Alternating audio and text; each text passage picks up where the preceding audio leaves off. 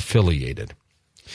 You know, Ron Paul, the Texas congressman, who is also running for president on the Republican side, has been trying to garner as much publicity as he can. And even though he seems to get the vote on the internet and the vote after these Republican debates, he's really ignored, primarily by the mainstream media.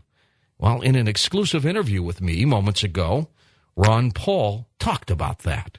Congressman, it appears that you continue to win the Republican debates based on phone-in polls and internet polls, yet you seem to be getting ignored by the mainstream media and some other debate venues. Just your reaction to that. Well, I think that's true, and I don't think they want me there to sort of point out some of the problems the Republican Party has been facing and the nation has been facing, because I think a lot of people don't want to hear about the truth of where the problems come from. So it doesn't surprise me a whole lot. A lot of people predicted that would happen. I'm pleased that we're doing so well outside the ordinary media. We're doing well, you know, on many of your talk shows like this, and the internet is going very well. So hopefully our persistence and our numbers will grow to the point where they'll have to cover our campaign. Well, today, New York Mayor Michael Bloomberg has decided that he is not going to run as a Republican anymore, and he's kicking around a different party idea. Do you think the Republican Party is in serious shape right now? Oh, I don't think there's any doubt about it, and I don't know whether they realize it or not, but they don't seem to want to change. I keep telling them they can't possibly win next year if they can, you know, continue to have the same policy as far as foreign policy goes in Iraq and the border situation. I think as long as they persist on that, there's no chance in the world that they can win. But even if you got a guy like Bloomberg that might get outside the Republican Party, if he doesn't change his positions, hopefully he won't be able to win either, because if he does, he has to fool the people, because I think it's the issues that really count. And right now the people I talk to and hear from are sick and tired of what they're getting.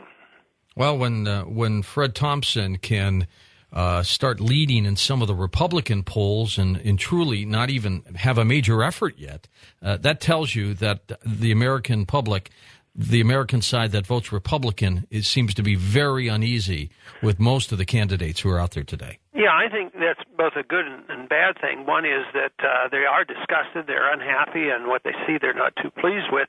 At the same time, they're willing to grasp at straws and grab anybody that comes along and hope that he'll do well. I mean, Giuliani's been leading the pack, but the more they get to know about him, the more they realize that he's not going to save the country either.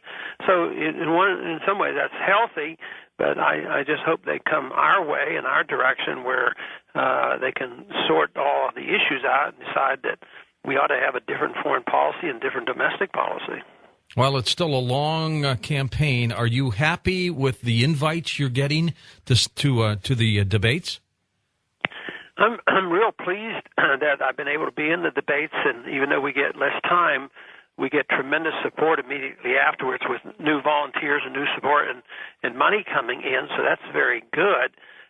It's still disappointing that hasn't translated into major media events, but we get a lot of other ones. You know, we've broken into some of these TV talk shows, sort of the comedy network, which, quite frankly, I wasn't really very much aware of, but there's a new constituency there, and they're responding very well, you know, so I'm very pleased with it. And what I'm most pleased about is the younger generation. You know, I'm just so excited that young people are very attracted to these ideas and realize that just going and getting to bed with big government isn't the answer to their problems. And I think financially they realize that they're bearing a great burden of the kind of programs we've had for these many, many decades, as well as the foreign policy where we're not getting very far in that either.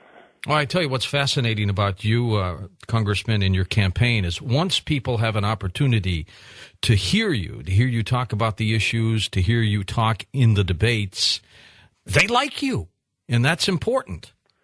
Yes, I think that's a big step, and I'm always very pleased because I'm a very strong self-critic, and I always look at my flaws.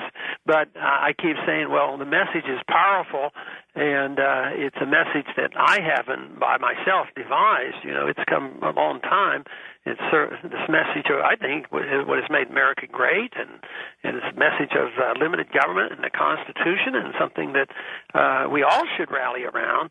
So I'm very delighted that there is a lot of interest, and I give credit to the message.